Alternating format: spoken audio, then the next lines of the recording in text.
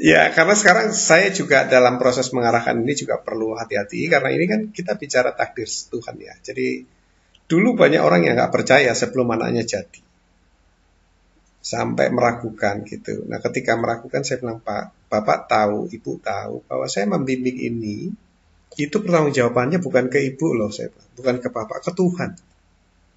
Saya membimbing ke arah takdirnya dia. Takdir itu punya Tuhan. Lah kalau salah saya bimbingnya salah, apa nggak dijewer sama Tuhan? Ngawur kamu ngarahin orang itu. Makanya saya juga nggak main-main gitu. Hati-hati sekali gitu. Tapi saya punya kode dari Tuhan. Takdir itu selalu berhubungan dengan rasa bahagia. Nah, kalau dia membayangkannya saja sudah bahagia, ya itulah tanda takdir yang pertama. Yang kedua, itu akan berkaitan dengan kode-kode potensi. Yang itu nggak bisa kita ciptakan, kalau bahasanya itu udah dari sananya. Udah dari sananya, kenapa Mas Jaki misalnya ya, sukanya panahan. Karena dia orangnya fokus on target. Kenapa dari sananya dia suka berpetualang? Kan nggak semua anak itu suka berpetualang loh. Anak saya yang nomor pertama itu sukanya di rumah. Diajakin kemana aja nggak mau ikut kalau nggak dipaksa. Lebih enjoy di rumah. Tapi ya nggak apa-apa karena dia seorang programmer. Nah, kemudian kenapa misalnya suka videografi dan fotografi? Nggak semua anak juga suka itu. Jadi itu adalah sebuah hal yang dititipkan Tuhan melalui anak kita. Nah, di situ kita harus peka. Nah, kombinasi dari semuanya ini kita susun dalam bentuk puzzle yang mengarahnya kemana ini. Puzzle ini kalau disusun ini gambarnya kemana ini. Dan gambarnya itu ke peliputan, videografi. Kemudian kita baca lagi, kenapa dia dikasihnya sanguin koleris? Kenapa kombinasi sifat bawaan lahirnya itu? Karena sanguin itu adalah perlu cepat bersosialisasi, beradaptasi dengan lingkungan baru, masyarakat baru. Jadi dia dikasih itu. Terus kenapa kemampuan Mas Jaki yang salah satu utamanya adalah berbahasa? Karena dia gunakan itu sebagai knocking door-nya atau ketuk pintunya. Makanya habis ini kalau sudah tahu potensinya ini, Mas Jaki mau tidak mau harus fluent, harus lancar berbahasa Inggris bagaimanapun caranya. Iya. Mandatory. Nah, jadi semua petunjuk-petunjuknya mengarah ke sana dan ketika petunjuk-petunjuk puzzle-nya itu disusun ketemu mengarah ke satu titik tertentu, sekarang kita masuk ke langkah persiapan. Kalau ibu merestui, ini yang sudah 90% itu anaknya jadi, benar-benar jadi. Dan kelasnya internasional. Gitu. Makanya saya itu semangat sekali ya memberikan konsultasi. Saya cuma cita-citanya ingin anak-anak Indonesia bertebaran menjadi bintang di langit.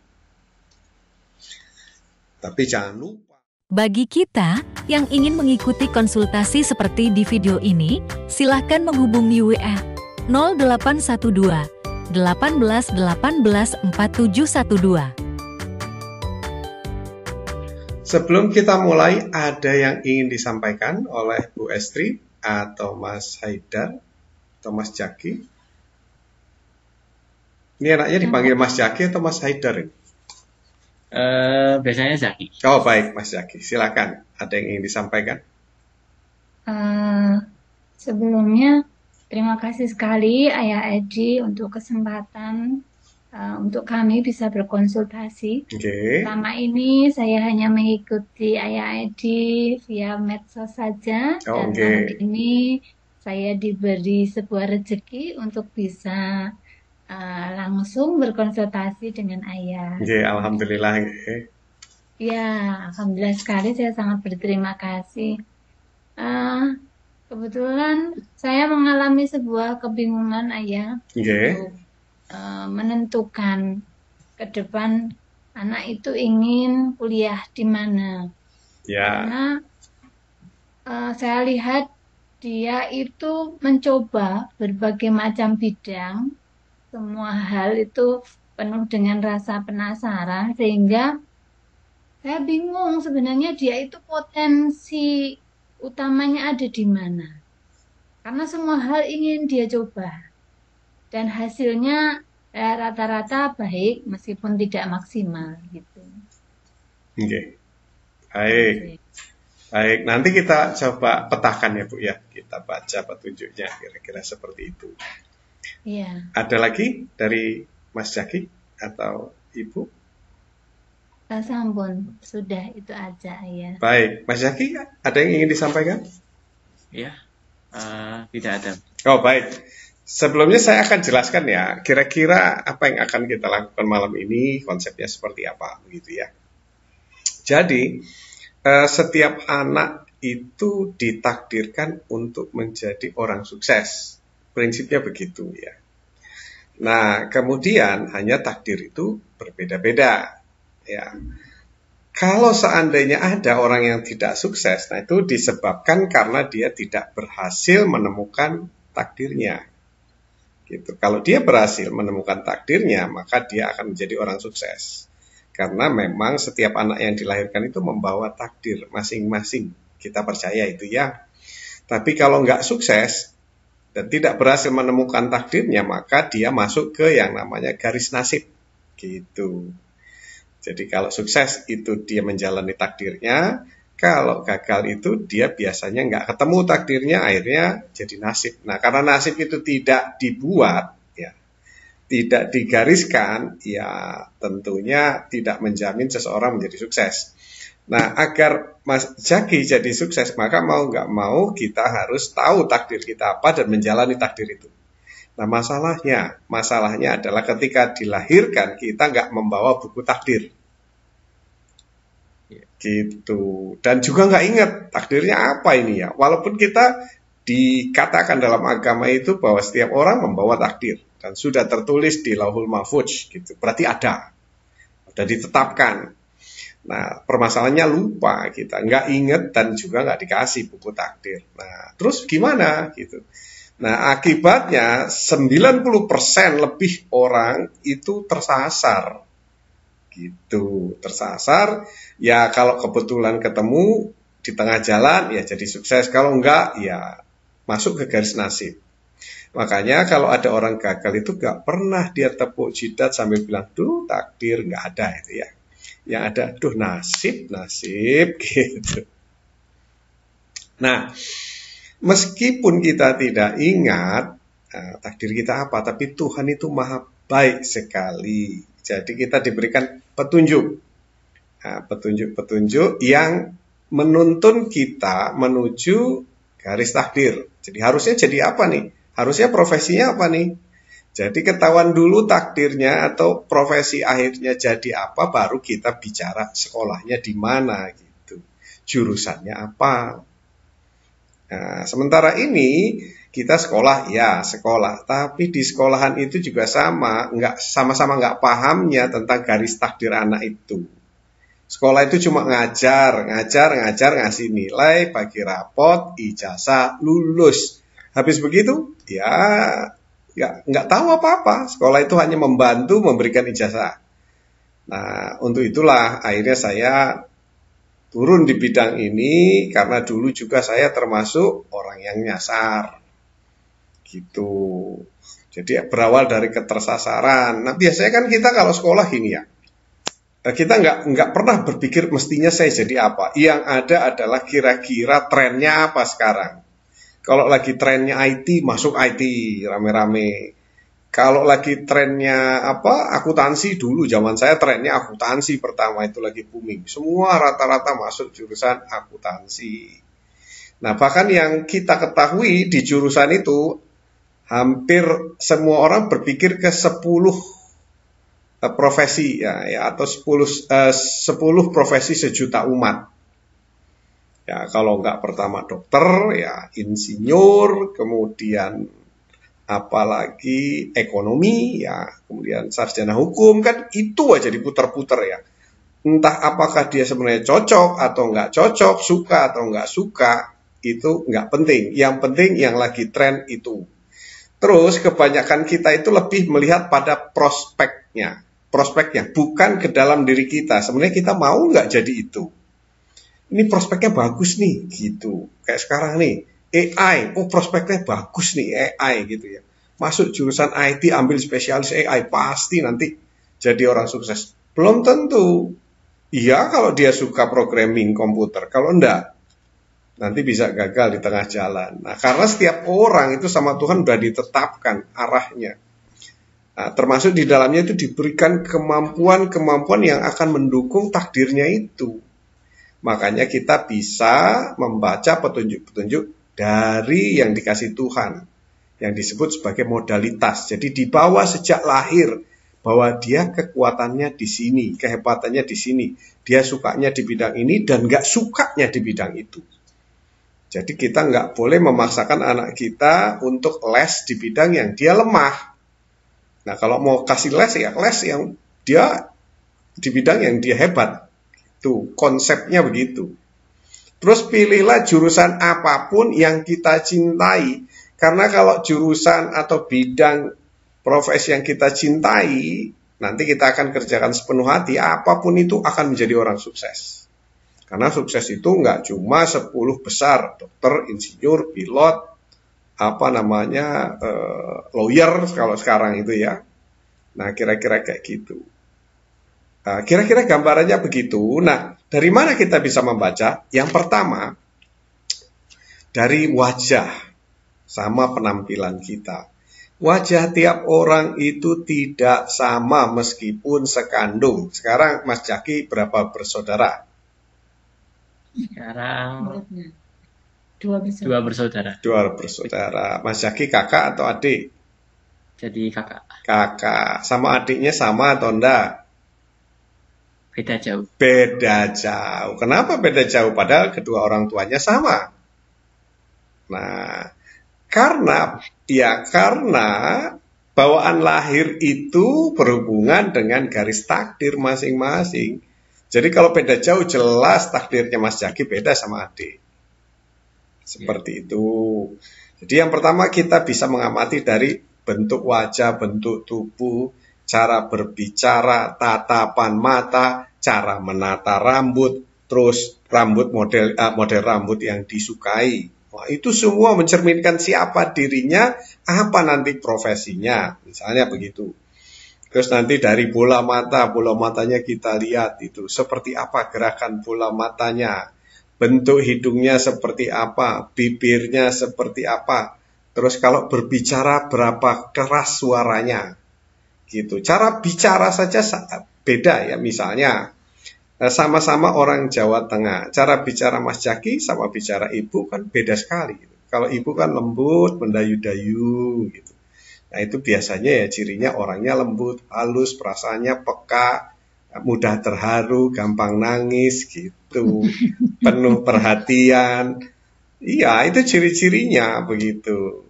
Nah, kalau Mas Jaki kelihatannya enggak, ya cara bicaranya berbeda, suaranya agak keras gitu. Terus orangnya suka bicara, suka menyampaikan sesuatu, pandai menganalisa, pandai menata kata, suka menjelaskan. Kepuasannya adalah kalau dia bisa menjelaskan orang lain sampai ngerti. Nah, kira-kira kayak gitu ya. Ngangguk-ngangguk ini bener apa enggak? Ya, loh, itu kan baru kelihatan sekilas loh. Padahal baru ketemu berapa menit yang lalu.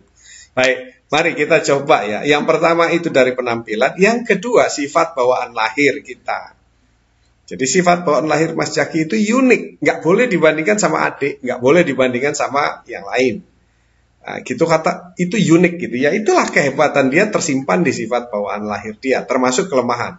Kelemahan dan kelebihan itu jadi satu ya. Sepasang. Tidak ada yang orang itu lebih semua atau kurang semua. Sepasang mereka. Nah, kira-kira seperti itu. Jadi kita akan mulai proses pembacaan. Mulai dari wajah, ya. Kemudian dari sifat bawaan lahir, setelah itu sesuatu yang disukai dan tidak disukai. Pasti setiap anak punya itu. Aku suka ini tapi tidak suka itu. Pelajaran juga begitu. Aku sukanya pelajaran ini, tidak suka pelajaran itu. Jadi nggak usah khawatir. kalau misalnya seandainya matematika kita nggak bagus atau eksakta kita nggak bagus, ya berarti kita nggak akan berkarir di bidang itu. Gitu, nggak usah khawatir, nggak usah pusing cari les sana, les ini dan sebagainya. Ngapain kita menghabiskan waktu untuk sesuatu yang kita nggak berprofesi di sana? Nah, seperti itu.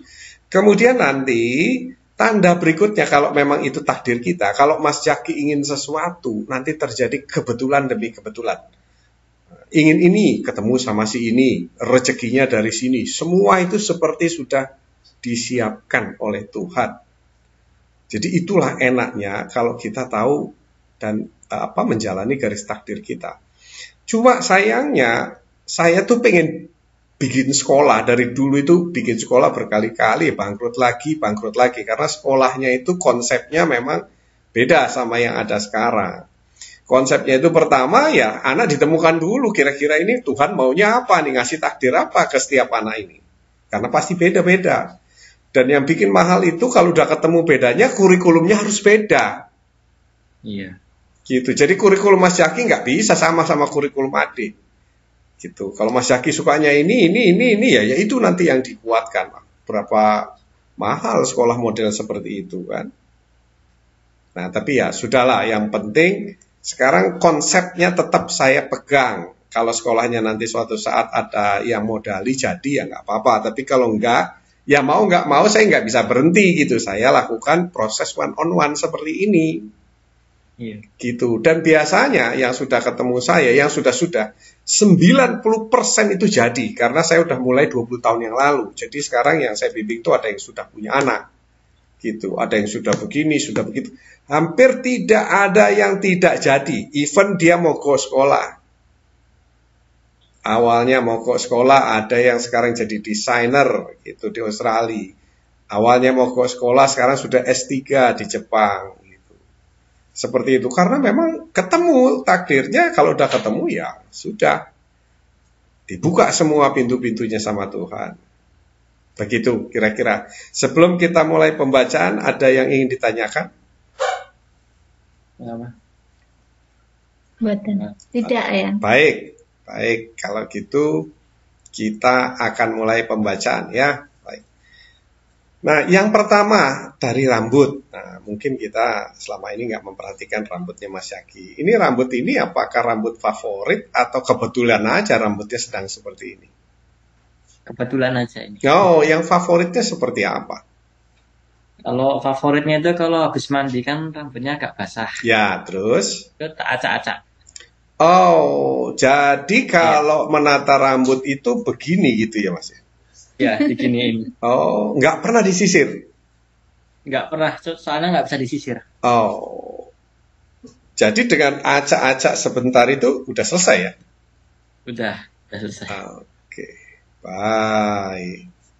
Pakai minyak rambut atau wax gitu enggak? Nggak pernah. Oke, baik. Nah, itu artinya ya Mas Jaki ini orang yang simple, malas repot. Betul. Orangnya praktis, cenderung cuek. Iya. Kemudian nggak terlalu peduli penampilan, pokoknya udah pakai baju, pokoknya udah kelihatan ya pantas. Nah, di balik itu semua, Mas Jaki ini menyimpan percaya diri yang tinggi. Pede orangnya. Iya. Oke. Nah, menarik ya Bu ya.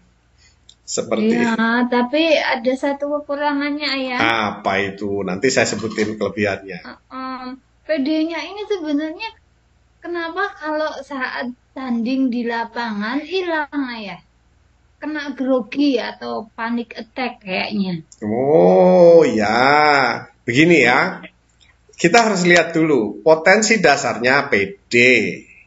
Oke, kenapa di lapangan itu nggak pede? Itu ada dua sebabnya. Kurang support, satu. Ya. Jadi kalau kurang support ya otomatis dia nggak pede gitu. Kurang support itu bisa nggak sengaja loh kita. Kurang bersemangat akhirnya. Ya, misalnya begini ya, kita ngomong, wis kamu itu pengen menang kok latihannya males-malesan. Itu kurang support. Gitu. Bahasanya harusnya diganti. Nah, kamu pasti bisa menang, tapi perlu ditambah latihannya gitu. Itu beda nuansanya. Gitu. Refleks bawah sadarnya beda. Nah, kan yang satu itu mencela, yang satu lagi mendorong gitu. Ayo coba ditambah deh gitu. Nah, jadi itulah teknik komunikasi yang saya buatkan bukunya. Jadi bagaimana sih berkomunikasi sama anak supaya dia supaya PD-nya meningkat. Gitu. PD ini kan hanya masalah respons terhadap lingkungan. Gitu. Kalau dasarnya sudah PD banget gitu. Dasarnya PD banget. Tapi ketika dia menghadapi lingkungan gitu. Nah, dia akan mengukur dirinya dengan lingkungan. Kemudian dia percaya orang terdekatnya. Nah, kalau orang terdekatnya itu nggak support, walaupun niatnya nggak ke sana loh gitu ya. Niatnya kita spontanitas saja. Tapi dia tangkapnya begitu gitu. Nah, merasa kurang dukungan. Ya, enggak apa-apa. Terus yang kedua penyebabnya adalah kurang sering melakukan itu. Jadi kalau bertanding kurang sering bertanding. Gitu. Competition kurang sering. Nanti kalau sudah sering lama-lama itu hilang semua groginya. Nah, sama kayak bicara di depan podium. Baru pertama kali siapapun grogi. Even Pak Karno pasti grogi gitu ya. Tapi setelah 2 kali, 3 kali, 4 kali, 5 kali, 6 kali, 10 kali itu udah hilang groginya. Boleh diuji. Apa yang saya sampaikan ini. Jadi misalnya Mas Zaki grogi apa? Lakukan itu sesering-seringnya. Nanti groginya hilang. Lama-lama itu faktor kebiasaan. Jadi dukungan dari kebiasaan. Oke, baik. Berikutnya kita lihat lagi ya. Pelan-pelan kita analisa wajah. Nah, sekarang coba tolong diangkat rambutnya begini. Ya, lumayan dahinya lebar ya. Dahinya lebar. Dahi lebar itu biasanya mencerminkan kalau untuk Mas Zaki ini kreatif ya, banyak akalnya. Jadi dia tuh nggak patah semangat. Jadi kalau nggak bisa ini coba ini, nggak bisa ini coba ini sampai dia maunya kesampaian. Gitu. Misalnya minta sesuatu nih sama mamanya. Gitu. Mamanya cari celah ini bukannya. Cari celah biar bisa diiyain gimana. Nah, itu kelebihan atau kekurangan? Kelebihan. Nah, makanya itu jangan kita anggap kelemahan, itu kelebihan. Bayangkan loh kalau dia nanti suatu saat jadi pengusaha.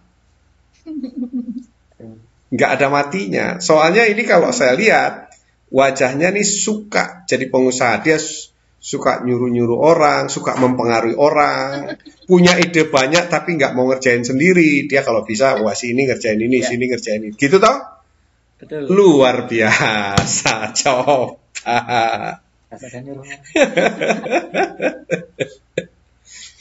Nah, akalnya banyak, triknya banyak gitu. Nggak bisa pakai ini, cara ini. Dia pandai mencari kelemahan orang lain dalam hal untuk bisa dipengaruhi. Gitu. Jadi ibunya dicari terus nih, di mana selahnya nih supaya dapat. Kayak gitu. Nah, inilah kelebihan dia. Jadi kelebihan dia itu di people ya. Di people artinya dia nanti ada profesinya hubungan dengan orang lain. Dengan human networking. Gitu. Nah, kita lihat lagi dari dahi ya. Kemudian ke alis. Boleh dibuka kacamatanya Mas Zaki? Ya. Pernah nggak Ibu ngelihat bahwa ternyata alis matanya itu tinggi sebelah? Nah, sini. Loh ya, berapa tahun lo punya anak baru tahu sekarang? Ini tinggi sebelah, kupingnya juga turun sebelah. Nah, ya. Tinggi sebelah, kalau tebelnya hampir sama. Ya, tebelnya hampir sama, cuma nggak manjang kayak ibu. Iya. Ya, punya ibu ini ayah. Sulam. Sudah di. Ya betul, kalau perempuan kan beda ini. Oh baik. Ya, kalau udah disulam berarti itu dia tidak bercerita tentang sifat bawaan lahirnya. Tapi kalau nggak disulam, ya kita tahu. Nah, kalau emas ini kan asli, masih ori ya. Masih ori. Jadi dia tebel, tapi pendek gitu. Tebel tapi pendek. Jadi gini, kalau ada maunya tuh, wah pengen buru-buru gitu. Suka menekan, nggak sabaran, wes pokoknya ngurek terus gitu. Nah, kemauannya keras gitu. Kalau udah maunya gitu. Susah sekali dipengaruhi. Nah, itu bel itu ya, maunya keras. Tapi pendek. Nah, seringkali bosenan. Nah, gitu. Nggak ada tindak lanjut, tengah jalan nggak lanjut, berhenti terus pindah lagi ke yang lain. Ya. Nyoba ini. Jadi nggak terlalu tekun gitu. Nah, itu ada artinya lagi nanti. Itu bukan kelemahan ya. Biasanya yang tipe-tipe seperti itu adalah tipe koordinator namanya. Tipe orang yang tidak mengerjakan sendiri. Dia hanya mempelajari itu sampai ngerti. Habis ngerti dia tinggalin belajar yang lain. Ngerti dia tinggalin belajar yang lain. Gitu. Nanti ketika dia mengawasi orang jadi koordinator, apakah jadi supervisor atau jadi manajer, dia udah tahu kerjaan ini tahu. Karena dia lebih suka koordinasi daripada mengerjakan. Gitu. Menyuruh orang dan orang yang disuruh itu mau mengerjakan apa yang dia mau, itu kepuasan batinnya Mas Jaki. Gitu. Nah, itu calon pimpinan toh ya, nggak mungkin orang nyuruh ada di bawah kan gitu. Nah, jadi kalau selama ini nyoba ini nggak apa-apa, itu udah benar berarti. Suruh nyoba aja semuanya. Nanti ketemu kok. Dia tuh di bidangnya apa. Dengan cara nyoba-nyoba itu. Emang caranya dia nyoba-nyoba. Dia bukan tipe spesialis dia. Itu. Nah, terus tinggi sebelah alisnya. Ya, alisnya tinggi sebelah. Oke, gini. Dia ngerjain. Kemudian di titik tertentu bosen dia. Bosen ya. Nah, itu alisnya bilang begitu. Yang kanan. Bosen. Dia orang yang bosen kalau ngerjain yang itu aja. Nah, itu ya yang dipegang itu ya. Itu menunjukkan bahwa orangnya kalau lagi mau, wah itu cekatan, sikap gitu, pengen buru-buru. Tapi nggak lama itu langsung datar. Kalau udah yang itu aja dia bosen. Nah, alis sebelah kirinya bilang harus ada improvement, sesuatu yang baru, inovasi. Makanya yang kepikir di dia kalau udah ngerjain satu berapa lama itu pengen inovasi. Coba ini gitu. Itu kata alisnya. Gitu nggak kira-kira Mas Jaki? Iya. Makanya bidang-bidang yang harus ditekuni Mas Jaki ini yang bidang-bidang improvement sama inovasi atau yang inovatif. Nggak bisa yang ngerjain itu aja gitu. Harus pindah-pindah bidang, pindah-pindah bagian, improvement itu.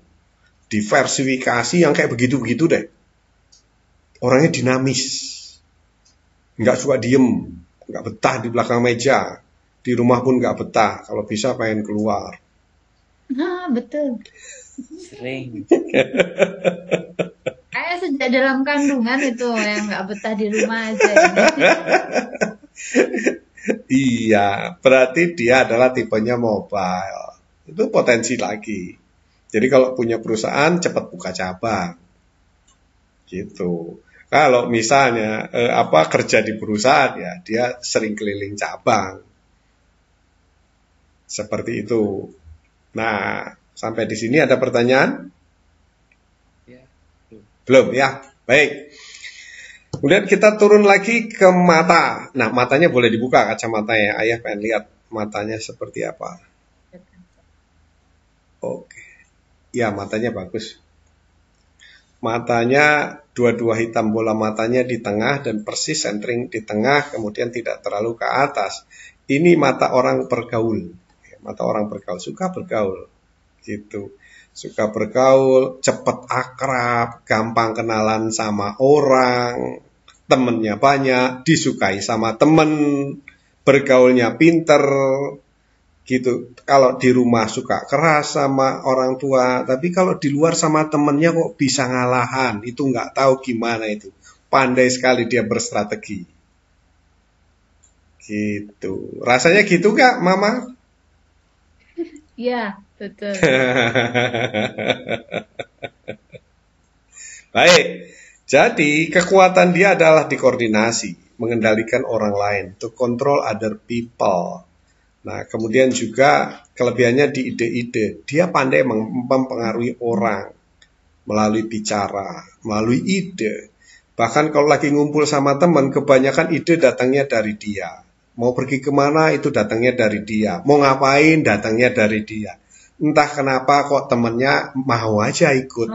Iya kayak gitu. Luar biasa ya. Ternyata benar ya, bisa dibaca wajah itu ya. Kemudian dari hidungnya bagus ya. Hidungnya bagus, agak mancung terus tapi nggak lancip.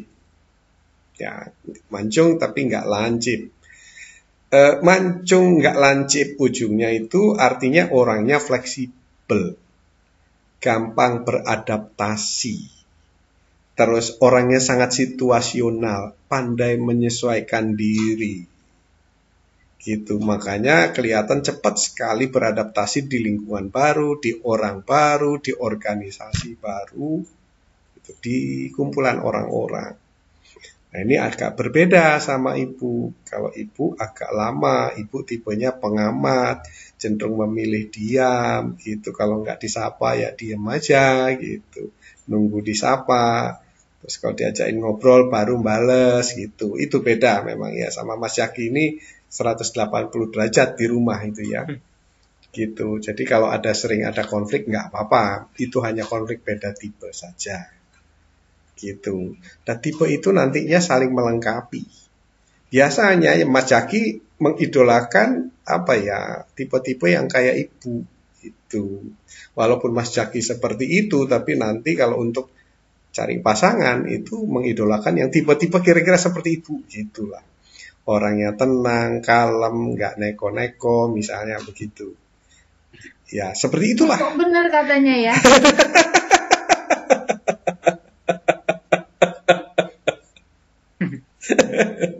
Asik ya Mas Jaki ya.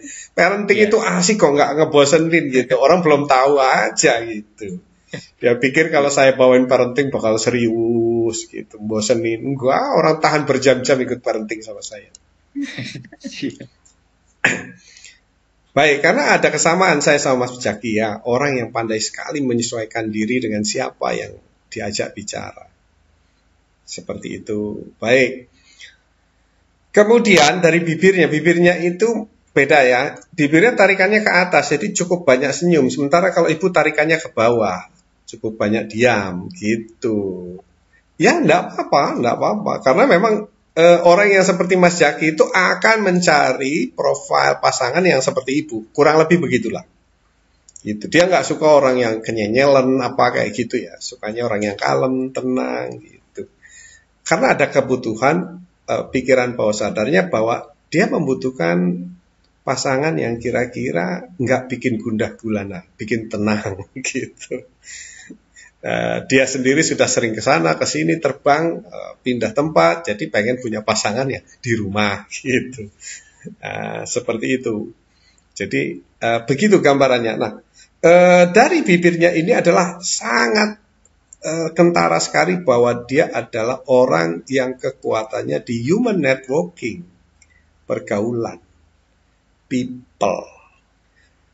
Mas Jaki ini gampang menarik perhatian, gitu ya. Dia charming kalau di mata cewek-cewek itu ya.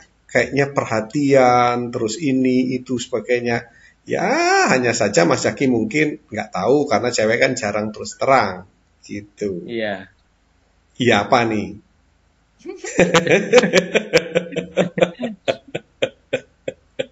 Dan tipe orang yang suka tampil, gitu, suka tampil, suka menonjol, ingin dikagumi, dan memang dikagumi gitu, entah kenapa dikagumi, gitu, seperti itu. Tapi ada tersirat sih di wajahnya garis-garis tipe cowok setia, gitu.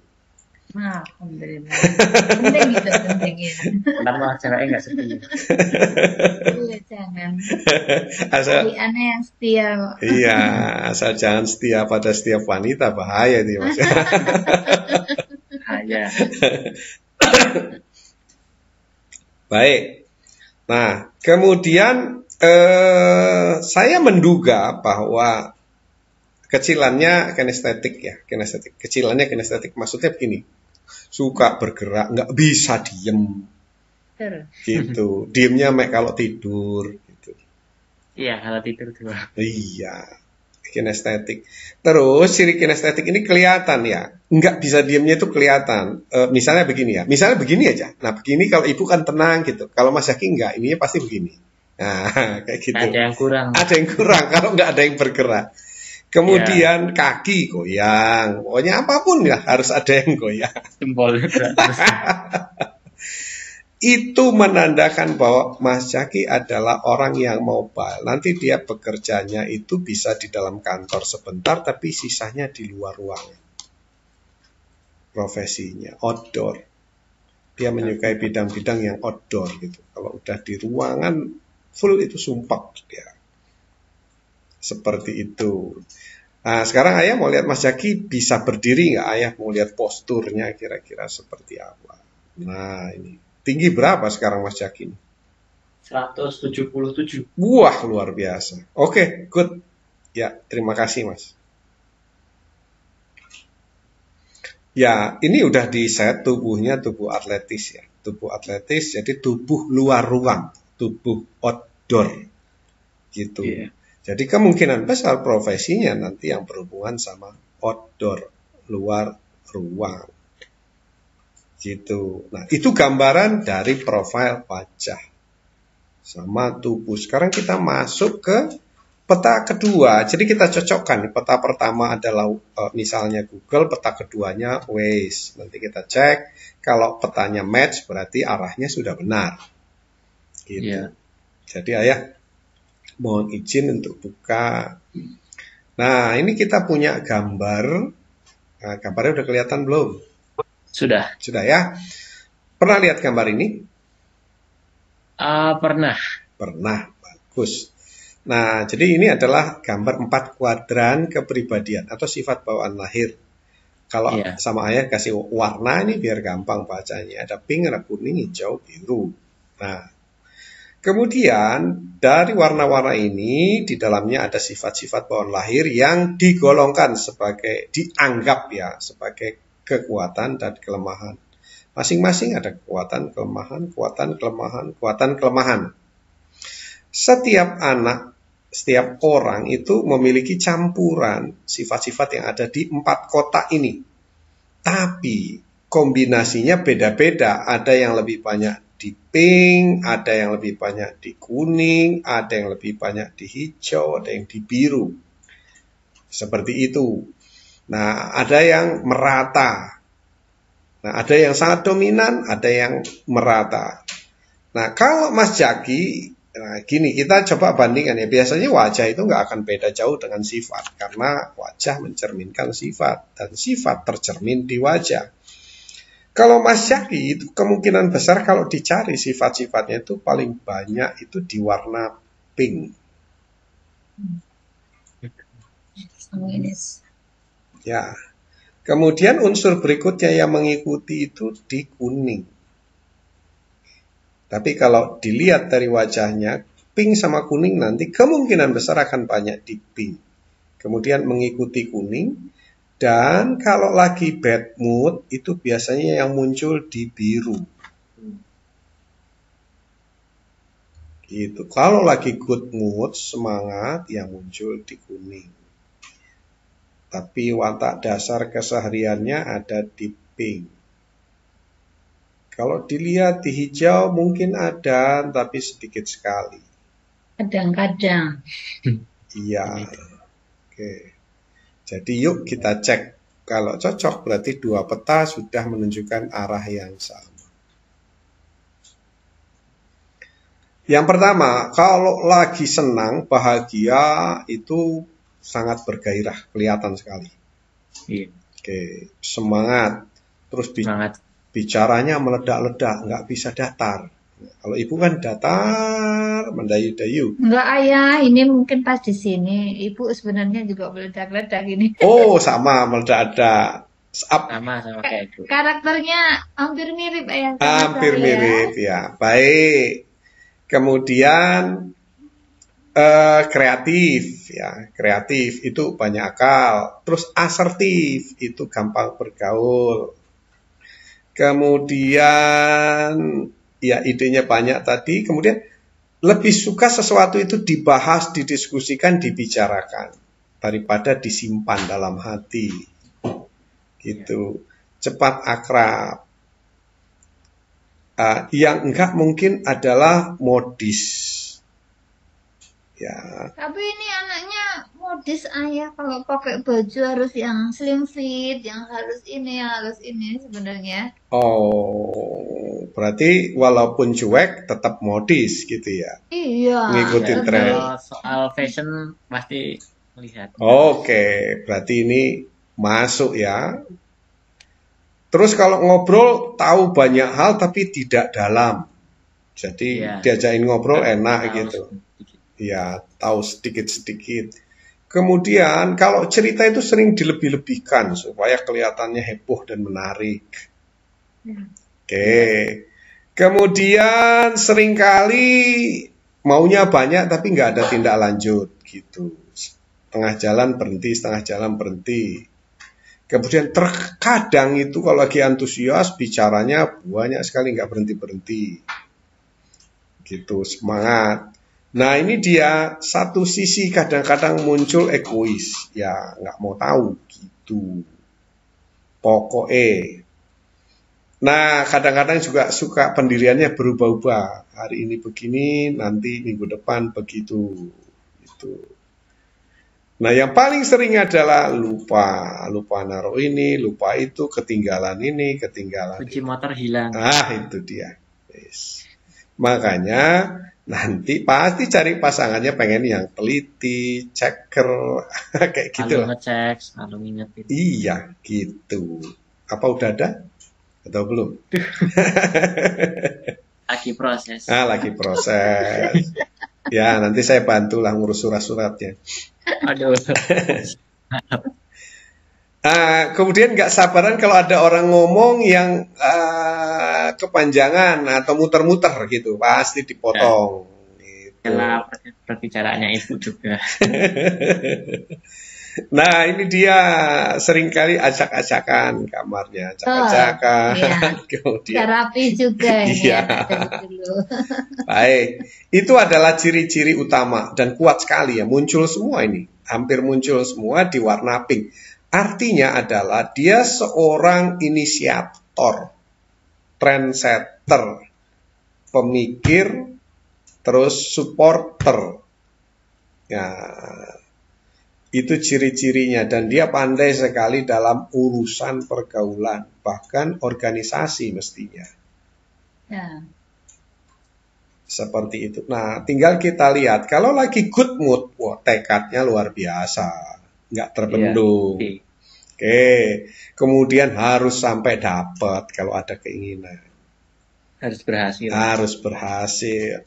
Kalau ada masalah pengen segera dibahas tuntas, nggak mau dilama-lama. Gitu, enak banget ini. Ceweknya enak banget punya cowok kayak gini nih.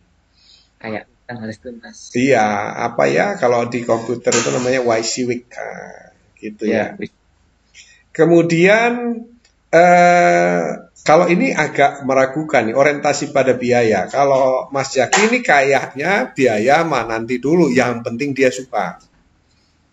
Gitu. Iya, perusahaan biaya Ntar, yang penting selera. Jadi ini kalau istri punya suami kayak Mas Jaki itu, wah enak gitu ya. Jadi kalau minta apa-apa mahal-mahal dia nggak keberatan gitu. Lawang ukurannya ukurannya diri sendiri. Tapi percaya atau enggak ya, kalau orang dikasih bawaan lahir kayak gini itu rezekinya gede. Amin.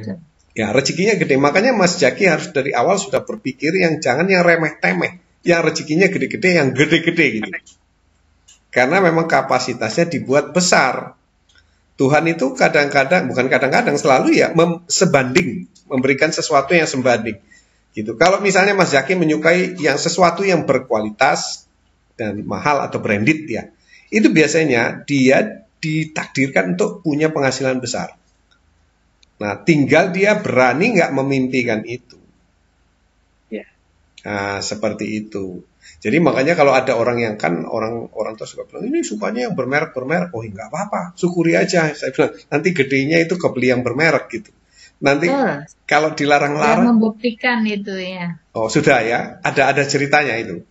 Saya sudah banyak. Kebetulan maksudnya dulu tuh ibu saya sering ngeluh, kamu ini kayak anak orang kaya aja, mintanya yang begini-begini gitu. Terus ternyata kesampaian. Jalan ya kebetulan dia diberi jalan, suami ada gitu. Saya tuh dulu mau konsultasi sama Ayah Edi itu, aduh uangnya segitu ya, gimana ya? Saya tahan-tahan Ayah. Ya. Sudah berapa tahun ini dan alhamdulillah sekarang bisa kesampaian. Ya. Ya, itu yang seringkali masyarakat kita salah dalam mendidik anak gitu. Jadi kalau anaknya punya selera tinggi, terus harusnya didoakan ya. Iya. Didoakan dulu. Ya, didoakan dulu gitu. Yang mungkin memang itu selera mahal itu. Iya, memang selera mahal. Kalau saya begitu. Nggak apa-apa. Hanya yang saya tanamkan dia harus tetap rendah hati. Iya, harus tetap rendah hati. Harus tetap rendah hati. Coba bayangkan ya, ini Nun Sewu ya, ini kasus mungkin mirip sama Mas Yaki nih anak saya, yang kedua. Itu kalau mobil itu yang ada di kepala dia cuma satu, Ferrari gitu. Ya, tapi dia mau pakai mobil apa aja, bahkan naik angkot pun dia mau. Nggak masalah sama sekali. Gitu. Tapi di kepalanya kalau ditanya mau punya mobil apa, Ferrari. Saya bilang enggak apa-apa nak. Ayah akan bantu kamu sampai kamu benar-benar bisa mewujudkan punya Ferrari. Saya bilang begitu. Tapi ingat, jangan nanti alergi angkot situasional aja. Kalau lagi misalnya harus pakai angkot ya angkot, naik motor. Kami itu anak-anak dulu ya naik motor gitu. Kemana-mana naik motor. Nah, mimpi dengan realita itu nggak boleh dijauhkan gitu. Jadi walaupun realitanya kita motor, saya selalu bilang begini sama anak saya, kita nggak pernah tahu apa yang terjadi nanti. Sekarang kita naik motor, kita nggak pernah tahu nanti suatu saat naik Harley, ya motornya. Nah, kita nggak pernah tahu kalau kamu punya Ferrari. Ayah nggak pernah meragukan kamu, karena kamu diciptakan Tuhan, bukan diciptakan ayah. Berikut takdir yang kamu bawa. Dan tanda-tanda itu sudah kita bisa baca sekarang. Gitu. Makanya kalau saya lihat dari wajahnya Mas Jaki ini walaupun tinggalnya di Purworejo, dia mimpinya bukan Purworejo. Betul. So, kemarin dia bilang, ayah, aku mau kuliah di luar negeri. Lah, itu. Saya udah baca dari wajahnya. Emang dari saya kecil bilang ya bismillah, kita berdoa semoga Allah kasih jalan saya gitu. Nah, kalau udah tercetus di bicaranya, itu ada di pikirannya, itu sudah ada di garis takdirnya, rumusnya begitu. Nah, hanya kita hidup di dunia yang menganut hukum proses. Jadi nggak ada sesuatu itu tanpa proses. Nggak ada yang instan. Nggak ada yang instan. Bahkan mie instan pun harus dimasak dulu. Ya, harus dimasak, direbus dulu. Iya. Dan harus dibeli dulu, ayah. Iya, harus dibeli dulu. Nah, itu dia makanya. Jadi sekali lagi, manggilnya apa? Mama. Ya, nah mama harus mulai punya keyakinan besar bahwa anak saya ini hanya lahir saja di Purworejo. Kiprahnya nggak akan di Purworejo. Tuh, dengerin. Ya, nah makanya tugas kita sama-sama adalah membuka jalan. Misalnya begini ya, sekarang ini banyak sekali beasiswa. Tinggal join aja sama grup-grup beasiswa yang ada di IG itu. Banyak sekali. Peluangnya banyak.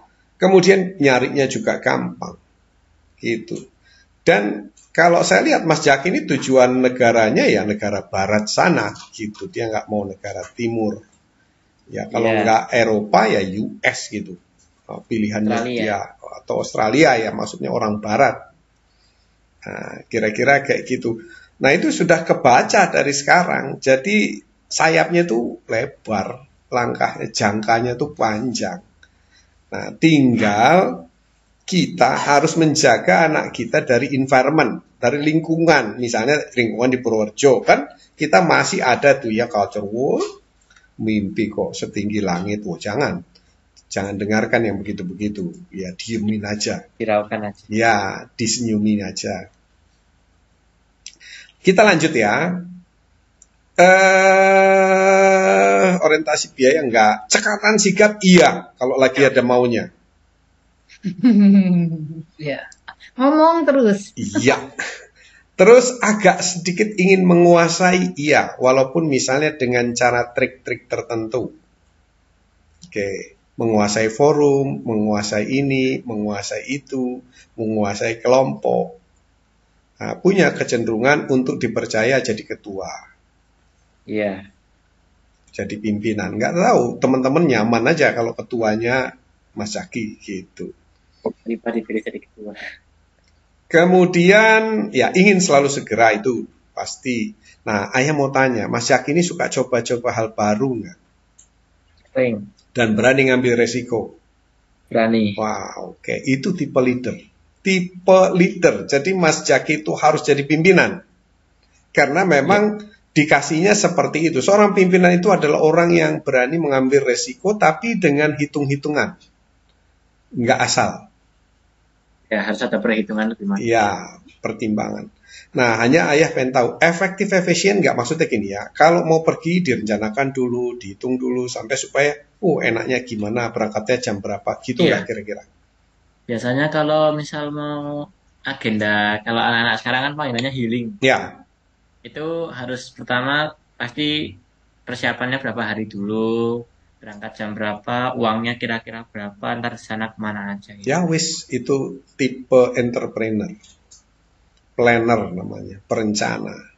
Nah, kalau lagi menyukai mengerjakan sesuatu yang dia sukai, bukan tiba-tiba ya, jadi pekerja keras. Tapi kalau enggak, malas-malasan, gitu enggak?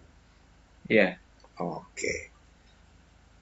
Kalau berargumentasi susah dipatahkan dan cenderung merasa paling benar, gitu enggak? Iya, pasti. Good.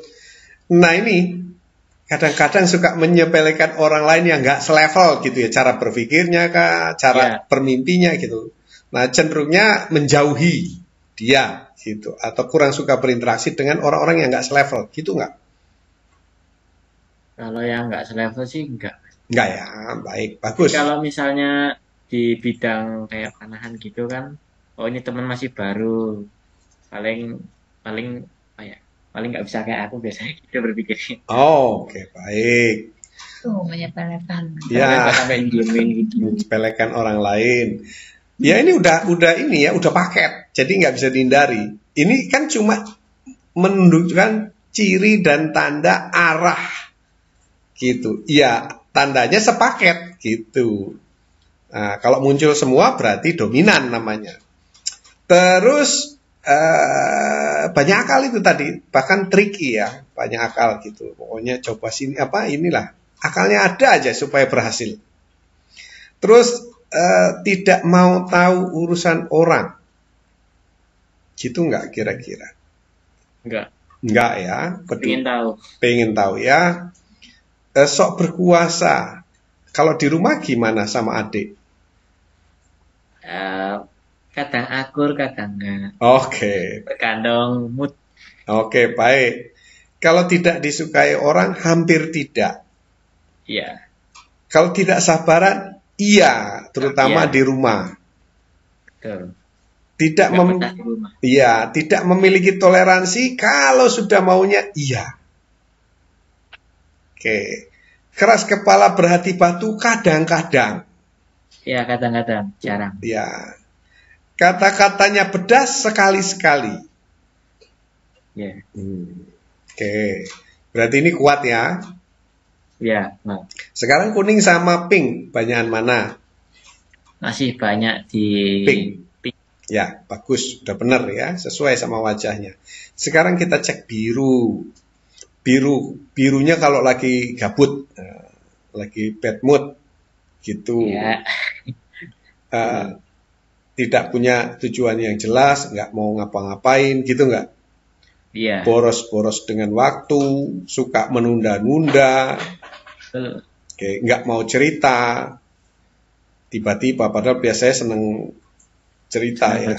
Iya, terus susah memutuskan, gitu. Kalau lagi gabut ya, terserah, gampang menyerah. Tapi ini hanya kalau gabut, kalau enggak kuning semua. Jadi originalnya tuh ada di kuning. Ini hanya lagi kalau ya manusia pasti kan ada saat-saat bad moodnya, gitu. Iya. Nah sekarang kalau di hijau ada nggak Mas? Hijau.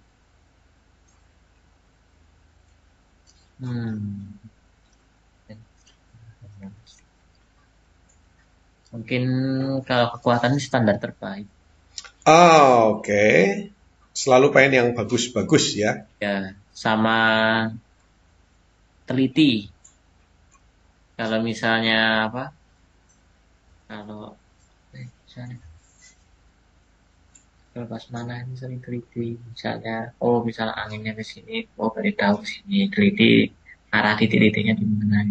Analisisnya. Oh, pandai menganalisa ya. Oke.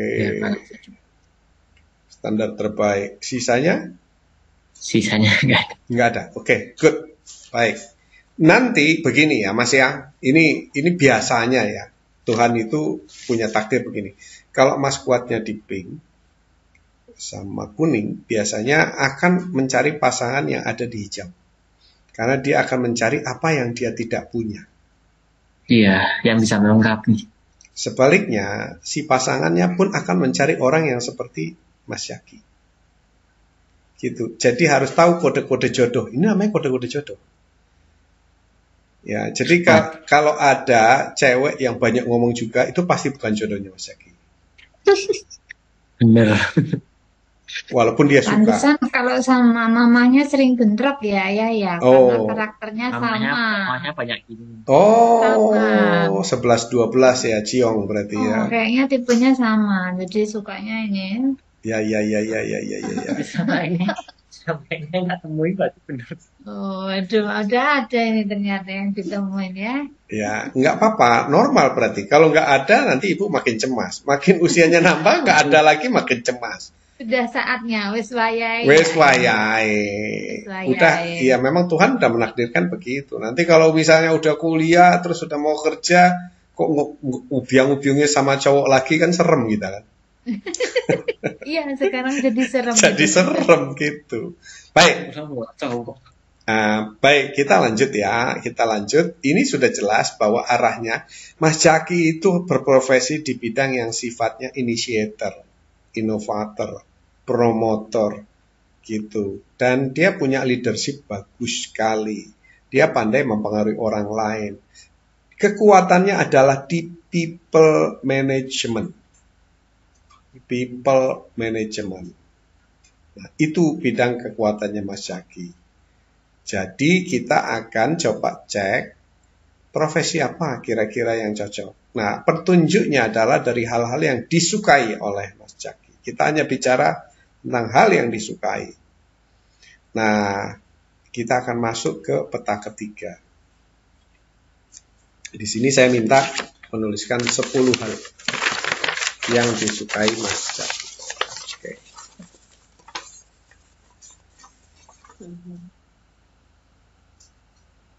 Ini kalau lebih dari 10 enggak apa-apa. Kalau nanti tiba-tiba ingat ya tinggal disebutkan. Ayah akan mencek satu-satu. Kemudian di sini dikasih scoring minat, scoring bakat, scoring konsistensi. Karena biasanya takdir kita itu berhubungan dengan kita minat, kita suka. Kemudian berhubungan sama bakat. Jadi kalau belajar cepat bisa.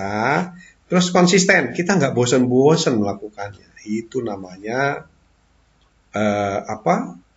takdir. Sekarang ayah mau cek ya. Olahraga sport panahan. Ini betul sangat suka panahan. Sangat suka. Minatnya berapa? 10 untuk minat. Tapi kalau untuk konsistennya kurang. Oke, apa artinya? Tahu nggak Mas? Kenapa kurang konsisten padahal kamu kurang bilang konsisten. senang banget? Biasanya kalau pas kayak mau lomba kemarin baru berangkat aja ke Semarang untuk provinsi, itu nggak latihan hampir 1 bulan. Karena lebih mementingkan pergi-pergi jalan-jalan gitu. Oke. Gini Mas Yaki, kenapa minat sama konsistensi nggak imbang? Harusnya kan seimbang ya. Ini petunjuknya dari Tuhan, Mas Yaki bukan jadi atlet panahan. Bukan jadi atlet panahan. Lalu kenapa minatnya besar di panahan? Tahu nggak artinya apa? Ingin coba-coba. Oh, bukan. Oh, bukan. Mas Yaki itu adalah orang yang fokus di satu bidang tertentu sampai tajam. Jadi panah itu menunjukkan bahwa Mas Yaki bisa berkonsentrasi penuh untuk meraih satu hal. Iya. Gitu ya, kira-kira ya. Cocok ya? Cocok. Jadi itu petunjuk Tuhan. Jadi kalau seandainya nggak konsisten, itu juga petunjuk Tuhan. Jadi bukan, kamu ini kok nggak konsisten, gini. Nggak begitu. Kita membacanya nggak begitu. Membacanya adalah kok bisa orang berminat tapi nggak konsisten. Iya. Nah, jadi petunjuk dari Tuhannya itu minatnya tinggi, itu artinya bukan di panahannya, tapi di mengejar target. Iya. Sama konsentrasi dan fokusnya tinggi. Kenapa nggak konsisten? Kalau targetnya sudah terkejar, selesai ya sudah. Gitu. Dia ganti acara, ganti target lagi. Nah, makanya saya bilang ini adalah tipe pemimpin. Pemimpin kan gitu. Dia kasih target, kita harus mencapai ini. Habis tercapai, dia bikin target baru. Ya, betul. Wah, luar biasa ini. Nanti foto ya, Mas. Sebelum kalau kita udah selesai acara konsulnya ini, kita foto gitu. Soalnya kalau kayak begini ini bakal terbang tinggi nih. Saya akan susah nanti kalau udah jadi orang sukses ketemu Mas Yaki. Mesti pakai protokoler gitu, sekretaris. Paling saya minta tolong sama ibu aja, Bu. Ya tolong lah, Bu, gitu. Bisa. Amin, ayah, amin. Bisa foto. Baik, 1 poin ya. Kemudian menari. Ini menari apa maksudnya, Mas? Oh, kalau misalnya apapun serba menari pasti seneng. Senang dengar musik itu dia. Nari. Terus kemarin aja kayak kalau nari itu di kuda lumping jalan kepang itu bisa dance sedikit. Dance ya. Baik. Tarian apa yang paling disuka? Tradisional, modern? Tradisional. Tradisional jenisnya apa aja yang disukai? Kuda lumping ya. Selain itu, reok gitu? Reok kurang. Belum pernah. Yang lain-lain ada enggak? Mungkin tarian keraton. Tarian keraton. Suka narinya atau suka jadi pelatihnya atau suka jadi koordinator event organizer penari? Suka narinya. Menyelenggarakan? Enggak. Oh, menyelenggarakan malah pingin. Oke. Ayah kemarin baru dari Prambanan. Di sana kan ada sendera tari ya, Ramayana, kemudian ada ini. Suka nggak yang kayak begitu? Suka. Suka jadi penarinya atau jadi event organizer-nya, si penyelenggaranya? Lebih penarinya. Pengen. Dia suka tampil, ayah. Baik. Pernah kepikir ingin jadi penari? Pernah. Berprofesi jadi penari? Oh, kalau profesinya enggak. Enggak. Atau jadi yang jadi koreografer? Koreografer pernah. Pencipta gitu seperti Mas Guru Soekarno Putra? Enggak. Kalau pencipta enggak. Enggak. Kayaknya tipenya kayaknya hanya seneng gitu, ada rasa seneng nari gitu. Tapi yang bikin pola gitu malah seneng. Oh gitu, bikin pola ya. Kayak kemarin baru aja tampil itu pakai polanya saya sendiri yang saya idekan sendiri. Polanya maksudnya pola pakaiannya atau pola lantai? Pola lantai sama gerakannya ada yang sedikit dirubah dari gerakan asli. Oh, oke. Berarti itu koreografer dong kalau merubah-rubah gitu. Masa koreografer? Iya.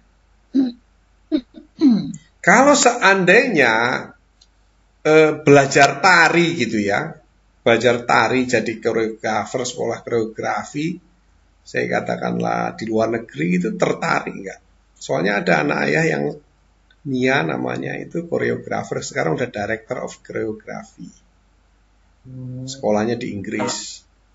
Kalau semisal di luar mungkin mau kalau mengajari tarian khas Indonesia gitu. Oke. Nia itu awalnya dancer. Jadi waktu ngobrol gitu sama ayah, kan dia nggak suka sekolah, dia itu nggak tertarik ya pelajaran sekolah. Saya bilang yang tertariknya apa? Nari. Gitu. Nari apa, nak? Itu yang Bali. Terus habis gitu dia sukanya nari hip hop sama Bali. Makanya makanya sekarang jadi brand di LA dia tinggalnya. Jadi dia bikin grup tari, terus house ya, apa sih namanya? Sanggar studio ya. Di LA itu alirannya adalah hip hop Balinese dancer. Ya, kombinasi, kemudian penari-penarinya separuh Indonesia, separuh orang asing, orang Amerika. Nah, kemudian habis dari koreografer, dia kok merasa masih bisa ditingkatkan lagi, jadi sekolah director. Jadi ada sekolahnya. Dia lanjut dari New York sekolahnya, terus lanjut ke Inggris sekolah jadi director. Namanya director ya. Ya emang director event gitu. Jadi kayak bikin Sendera Tari Ramayana, dia bikin panggungnya semua, dia penatanya lebih seperti desainernya. Mulai dari penataannya, kemudian siapa penarinya, kemudian nanti prosesnya gimana. Pokoknya director lah, namanya director ya. Director dari acara itu. Sempat kepikir begitu enggak? Enggak ya. Tari ini sampai di mana ketertarikannya? Apa cuma senang nari-nari sementara saja? Pengennya menguasai tarinya itu, kayak misalnya tarian kuda lumping harus bisa gitu. Nanti kalau misalnya ada temen yang membutuhkan bantuan dilatih gitu, mau bantu. Ingin berprofesi di bidang tari? Kalau berprofesi tidak. Oke, baik. Itu berarti hanya kesenangan ya? Biar kesenangan. Oke. Berarti di balik tari itu adalah jenengan pandai menari di berbagai situasi dan keadaan. Jadi yang tadi saya bilang, orangnya fleksibel dan pandai beradaptasi. Lebih ke sana, ini bukan profesi. Jadi hanya kesenangan kayaknya ayah, untuk apa? Mungkin dia mengusir kejenuhan gitu. Dia musik dan tari dia senang. Ya. Mungkin ini mohon maaf karena setipe dengan saya. Berarti refreshing activity itu ya? Ya, lebih ya memang senang aja kalau denger itu, terus kita tuh kayak membuat bersemangat gitu. Baik. Tapi bukan untuk profesi, bukan. Bukan ya. Baik. Kemudian di sini ada berpetualang, itu maksudnya apa, Mas Jaki? Kayak misal berpetualang tuh kayak mencari tempat-tempat baru, hiking gitu. Ini lagi hobinya mendaki. Naik gunung ini, ayah. Lagi sering mendaki untuk sekarang. Oke. Biasanya kalau orang yang suka berpetualang itu adalah suka menjelajahi tempat-tempat baru, negara-negara baru dan sebagainya. Ini kok muncul lagi di sini ada fotografi dan videografi.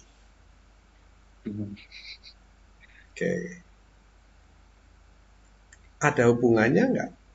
Videografi, fotografi sama berpetualang. Ada. Hubungannya di mana, Mas? Misalnya kayak sering mendaki gitu, paling sering bikin video dokumentasi, foto-fotonya buat kenangan. Lebih ke buat mendapatkan banyak foto itu ya intinya. Oke. Kemudian kalau berpetualang itu sebenarnya suka di alam atau di mana saja? Misalnya negara baru, kota baru. Oh, semua. Semua, nggak harus ke gunung gitu ya? Enggak. Oke. Jadi Pantai dia suka. Pantai. Alam, lebih ke alam. Tapi kalau ke kota-kota yang belum pernah didatangi gitu, mencari keistimewaan itu. Oh ya, kayak misalnya ke London itu, mengeksplor London itu suka. Dan Malaysia, Singapura. Gitu. Jadi lebih ke eksplornya ya? Ya, explore. Bisa apa saja ya? Bisa. Oke. Ada nggak pernah berpikir untuk mendalami dunia videografi, fotografi? Mungkin di videografi. Di videografi. Ada nggak pernah berpikir untuk membuat semacam film, baik dokumenter atau non-dokumenter atau film-film lain? Pernah? Kalau kemarin baru aja publish video dokumentasi selama pendakian gitu, dari satu gunung ke gunung yang lain. Ya, karena kan Mas Jack ini diberikan kemampuan untuk membuat narasi, kemudian mengisi suara, kemudian mixing, video editing, suka itu mengerjakan kayak gitu. Iya. Kemudian kemampuan dieksplorasi atau berpetualang, berarti nggak pernah kehabisan ide. Iya, pasti ada ide baru yang keluar. Iya.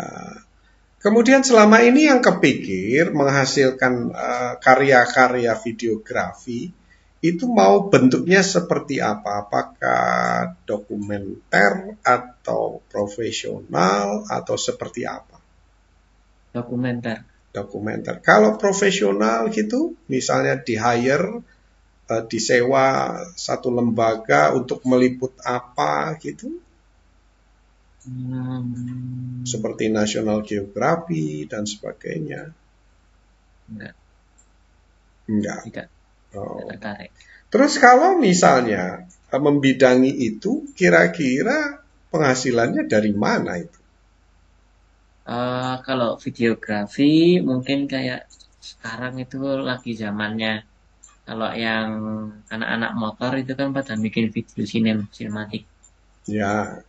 Nah itu kadang saya dipanggil teman-teman suruh jadi pembuat sinematiknya sekaligus editing gitu, nanti dibayar. Oke, baik. Nah kalau dalam skala besar itu kan berarti semacam rumah produksi ya? Iya. Rumah produksi. Nah kalau rumah produksi itu kan pasarnya besar sekali ya. Misalnya dalam rangka pernikahan pangeran siapa gitu ya, William, itu kan juga ada videografi khususnya. Dan itu profesional. Terus dalam rangka apa, dan itu banyak sekali event-event internasional yang membutuhkan seorang videografer profesional. Gitu. Dan videografer ini adalah profesi yang nggak bisa digantikan oleh AI.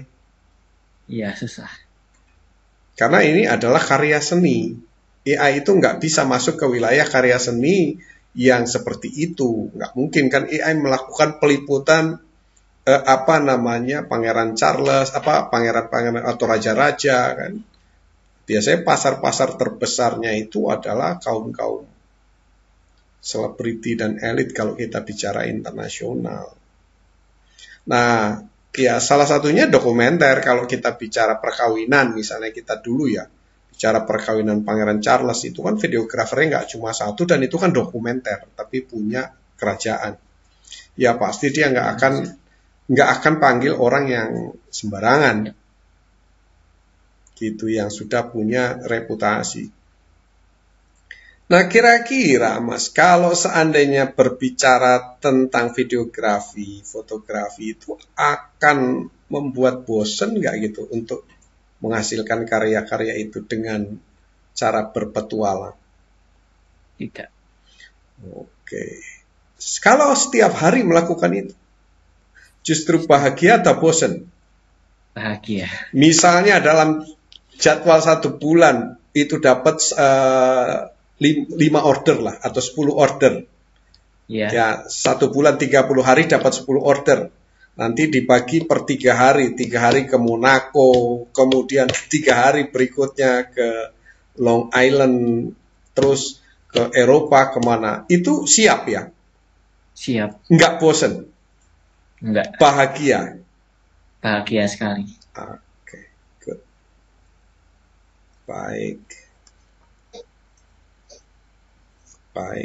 Karena saya melihat hubungan antara berpetualang dengan videografi ini kuat sekali ya. Karena Tuhan akan memberikan kemampuan itu pada seseorang yang berhubungan dengan takdirnya. Jadi begini Mas ya. Pertama berpetualang. Nah, kemudian itu dikasih potensi lainnya adalah tubuh yang atletis dan suka olahraga. Mas suka olahraga enggak? Suka sekali. Suka sekali olahraga. Jadi itu satu paket, makanya Tuhan itu ngasih paketannya apa? Dari paketan itu kita kelihatan nanti harusnya kemana profesinya. Satu paket pertama adalah suka berpetualang. Kemudian diikuti paket berikutnya adalah tubuh yang atletis karena suka olahraga. Ada satu paket yang unik ya, walaupun dia anak Purworejo, tingginya 177. Tahu nggak artinya apa? Ya, seperti orang bule. Ya, Tinggi. International size. Tahu nggak maksudnya apa atau artinya apa? Bahwa Mas itu akan berhubungan dengan orang-orang yang setinggi itu. Iya. Jangan salah ya. Jadi kalau misalnya tinggal di Purworejo, salah langkah itu. Bolehlah ke Purworejo berkunjung gitu sekali-sekali, ya kangen sama orang tua. Atau boleh orang tuanya yang ditarik ke sana. Kenapa enggak ibu ke sini atau mama ke sini? Gitu, pasti mama akan senyum gitu, lebih lebar gitu ketimbang kamu pulang. Wis, tak kirimi tiket ya Mayo, sak transporte tak semuanya. Mau berapa hari gitu di sini. Kata mama, kok hari bulan no gitu. Setahun. Baik. Ya, oke. Mas, selama ini ayah mau mendalami sisi videografi. Oke. Kalau misalnya videografi, apa saja yang sudah dikerjakan sama Mas Jaki? Mulai dari apa? Videografi hasilnya tuh gimana? Oh, gini. Apa step-stepnya yang dilakukan sampai menjadi sebuah karya videografi itu apa saja? Misalnya. Pertama itu apa dulu? Biasanya kan kalau lagi nyari ide dulu. Oke, nyari ide. Ketemu. Nentuin tempat ya. Oke. Nah, terus waktu itu penting. Waktu, maksudnya waktu itu apa nak? Siang, malam, atau tanggal atau? Iya, siang, malam, sore itu sangat penting. Oke, di mana pentingnya? Jadi kalau menurut saya tuh kalau misalnya syuting di sore hari itu biasanya dapat pencahayaannya sama view-nya bagus. Oke, selama ini pakai kameranya apa? DSLR atau masih? Handphone. Oke, nggak apa-apa ya. Nanti kalau kita udah tahu kemana profesi kita mau sekolah kemana, kita akan berinvestasi namanya Mas. Iya. Gitu, harus mau nggak mau kita berinvestasi ke DSLR ya. Karena bedanya kelihatan nanti kalau kita foto bulan itu pakai HP sama foto bulan pakai DSLR itu. Ya, gitulah. Kalau DSLR bulat gitu kelihatan bagus. Bulat sama kelihatan jelas. Ya. Baik. Terus apa lagi? Itu nanti nentuin jenis videonya. Oh, mau apa ya? MP4 atau dokumenter atau story gitu. Oke. Nah, itu kira-kira yang Mas tertarik juga nggak menyusun membuat skenario story-nya? Iya. Storyboard ya. Buat ini begini supaya punya alur cerita kan? Ya. Nah, supaya peliputannya runtut kan, nggak asal. Ya, runtut. Iya, kayak gitu. Udah sampai di sana. Ya, sampai ceritanya dan sebagainya. Kemudian dalam proses setelah dapat source ya, sumber videonya udah kerekam nih ya. Ya. Itu untuk ngolahnya Mas tertarik juga nggak? Iya, tertarik. Oke. Misalnya editing, mixing dan sejenisnya itu? Iya, sangat tertarik. Sampai ke sana. Sampai ke sana. Kemudian sampai jadi. Submit pesan, menyampaikan kepada si pemesan begitu ya. Iya, terus nanti kalau misalnya ada yang kurang gitu bisa diperbaiki lagi. Itu nggak bosan ngerjain itu? Enggak. Malah terpacu. pingin banget. Oh. Biar misal kayak temen yang sering minta tolong gitu, harus senang sama hasil yang saya buat gitu. Kepuasan batin gitu ya? Ya, kepuasan batin saya sama. Oke. Baik. Kemudian kalau seandainya videografi itu untuk kebutuhan iklan, tertarik juga? Kan banyak iklan-iklan ya? Tertarik. Iklan-iklan yang backgroundnya alam, elang lagi terbang, kayak gitu kan banyak juga. Ya, kayak dulu kan celana jeans itu kan iklannya selalu alam. Iya, selalu alam. Gitu. Dan banyak lagi yang lainnya iklan-iklan alam. Itu potensinya besar dan mahal loh, Mas. Iya, mahal. Mahal sekali. Soalnya biasanya mahal sekali. Mahal, ya waktu zaman ayah Eja durasi 10 detik itu harganya bisa 70 sampai 100 juta. Zaman ayah dulu. Iya. Satu hasil karya videografi. Makanya kalau ngajak mama ke Eropa mah kecil itu. Kecil sekali. Kecil sekali, Mas. Gitu. Makanya disayang-sayang mulai sekarang ini, Mas Zaki. Ya, permintaannya sudah ganti HP, mau yang ini gitu. Kenapa keperluannya video? Ya meskipun belum bisa ngasih yang baru, second aja nggak apa-apa. Yang penting bisa untuk ngerjain ini gitu ya sekarang itu. Oke, nanti kita bicarakan detail ya, langkah-langkah persiapannya ya. Gitu. Jadi jangan pernah menyerah sama keadaan. Semua bisa kita siasati kok. Gitu. Baik. Nah, kalau seandainya itu dijadikan profesi, Mas. Jadi kerjanya Mas itu cuma bikin perencanaan, cari tempat, kemudian kunjungi sambil melakukan peliputan videografi sesuai pesanan-pesanan dari klien yang biasanya sudah langganan. Itu kira-kira bahagia nggak hidupnya, Mas? Bahagia. Nah, oke. Baik. Jadi kerjanya lebih banyak di luar ruang, di dalam ruangnya hanya pengolahan. Iya, hanya pengolahan saja di rumah. Baik. Kemudian, Mas, di antara peliputan sama pengolahan itu lebih menarik mana buat Mas Zaki? Peliputan, tetap peliputan. Di peliputan. Jadi nanti masa depan kalau Mas Zaki sudah punya perusahaan atau studio atau production house, kemungkinan Mas Zaki akan rekrut orang, dipekerjakan untuk di pengolahan. Iya. Atau di di pengolahan namanya, di processing sampai jadi. Jadi Mas Zaki akan di peliputan, jadi nanti jadinya profesional peliputan. Iya. Nah, nanti gelarnya itu adalah videographer yang seperti di film-film itu kan ada videografernya siapa. Kemudian setiap karya-karya misalnya kayak pernikahan Pangeran William itu kan videografernya jelas di sana itu. Jadi itu kan selalu tercantum di sana dan itu yang bikin nanti harganya videografer tuh naik terus. Betul. Nama yang tercantum di videografer yang dihasilkannya kan dia boleh gitu, dan bahkan selalu ini karya siapa itu nggak boleh dihilangkan kan, walaupun kita dibeli karyanya. Iya. Gitu. Dan wah ini penghasilannya nggak terhingga ini Mas, karena begini ya, satu hasil karya videografer itu tergantung siapa pemesannya. Kalau pemesannya ternyata adalah sebuah perusahaan media, itu besar karena broadcastingnya itu nggak terbatas. Dan orang-orang di seluruh dunia, terutama selebriti itu selalu memperhatikan siapa, ini karyanya apa, videografernya apa. Jadi sebenarnya karyanya Mas itu seperti iklan. Walaupun kita jualan gitu ya. Kita jual video misalnya ke National Geographic kan, di bawahnya selalu ada itu tulisan siapa sutradaranya, videografer siapa. Dan itu kan akan dilihat oleh orang-orang yang ada di bidang itu. Oke. Berarti Mas lebih ke profesional videografernya ya, karena pengolahan itu nanti banyak yang bisa. Sementara kalau peliputan itu betul-betul pakai sense loh, pakai rasa. Ya, harus pakai rasa. Pakai rasa karena dia mengambil angle yang nggak bisa kelihatan sama orang biasa yang nggak punya rasa tadi. Tuh.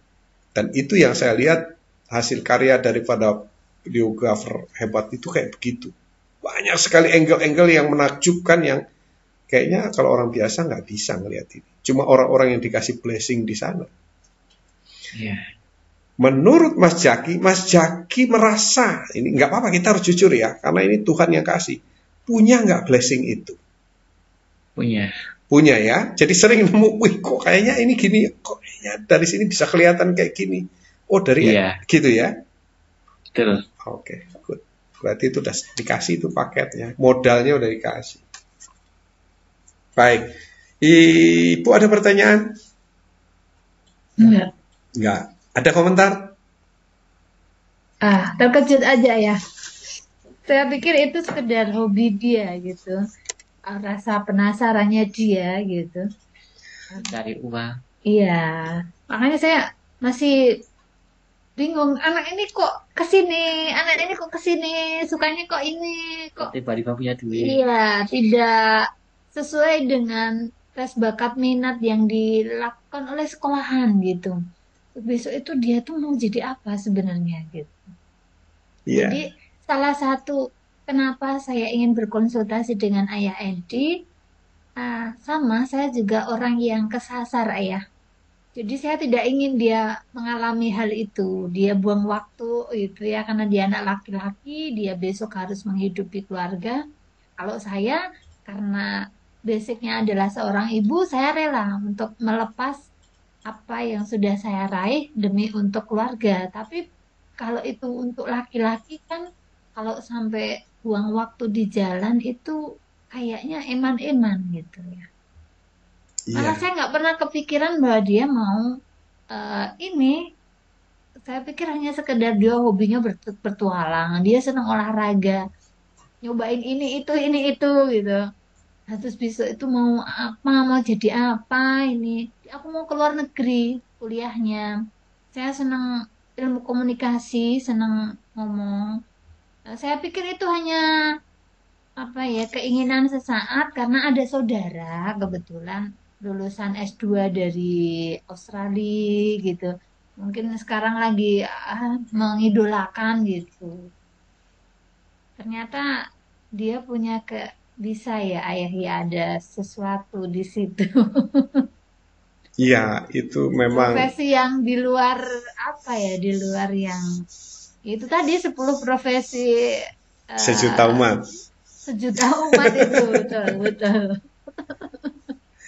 Ya, karena sekarang saya juga dalam proses mengarahkan ini juga perlu hati-hati, karena ini kan kita bicara takdir Tuhan ya. Jadi dulu banyak orang yang nggak percaya sebelum anaknya jadi, sampai meragukan gitu. Nah ketika meragukan saya bilang, Pak, Bapak tahu, Ibu tahu bahwa saya membimbing ini, itu pertanggungjawabannya bukan ke Ibu loh, saya bilang, bukan ke Bapak, ke Tuhan. Saya membimbing ke arah takdirnya dia. Takdir itu punya Tuhan. Lah kalau salah saya bimbingnya salah, apa nggak dijewer sama Tuhan? Ngawur kamu ngarahin orang itu. Makanya saya juga nggak main-main gitu. Hati-hati sekali gitu. Tapi saya punya kode dari Tuhan. Takdir itu selalu berhubungan dengan rasa bahagia. Nah, kalau dia membayangkannya saja sudah bahagia, ya itulah tanda takdir yang pertama. Yang kedua, itu akan berkaitan dengan kode-kode potensi. Yang itu nggak bisa kita ciptakan, kalau bahasanya itu udah dari sananya. Udah dari sananya, kenapa Mas Jaki misalnya ya, sukanya panahan. Karena dia orangnya fokus on target. Kenapa dari sananya dia suka berpetualang? Kan nggak semua anak itu suka berpetualang loh. Anak saya yang nomor pertama itu sukanya di rumah. Diajakin kemana aja nggak mau ikut kalau nggak dipaksa. Lebih enjoy di rumah. Tapi ya nggak apa-apa karena dia seorang programmer. Nah, kemudian kenapa misalnya suka videografi dan fotografi? Nggak semua anak juga suka itu. Jadi itu adalah sebuah hal yang dititipkan Tuhan melalui anak kita. Nah, di situ kita harus peka. Nah, kombinasi dari semuanya ini kita susun dalam bentuk puzzle yang mengarahnya kemana ini. Puzzle ini kalau disusun ini gambarnya kemana ini. Dan gambarnya itu ke peliputan, videografi. Kemudian kita baca lagi, kenapa dia dikasihnya sanguin koleris. Kenapa kombinasi sifat bawaan lahirnya itu? Karena sanguin itu adalah perlu cepat bersosialisasi, beradaptasi dengan lingkungan baru, masyarakat baru. Jadi dia dikasih itu. Terus kenapa kemampuan Mas Jaki yang salah satu utamanya adalah berbahasa? Karena dia gunakan itu sebagai knocking door-nya atau ketuk pintunya. Makanya habis ini kalau sudah tahu potensinya ini, Mas Jaki mau tidak mau harus fluent, harus lancar berbahasa Inggris bagaimanapun caranya. Iya. Mandatory. Nah, jadi semua petunjuk-petunjuknya mengarah ke sana, dan ketika petunjuk-petunjuk puzzle-nya itu disusun ketemu mengarah ke satu titik tertentu, sekarang kita masuk ke langkah persiapan. Kalau ibu merestui, ini yang sudah 90% itu anaknya jadi, benar-benar jadi. Dan kelasnya internasional. Gitu. Makanya saya itu semangat sekali ya memberikan konsultasi. Saya cuma cita-citanya ingin anak-anak Indonesia bertebaran menjadi bintang di langit. Tapi jangan lupa, Pak.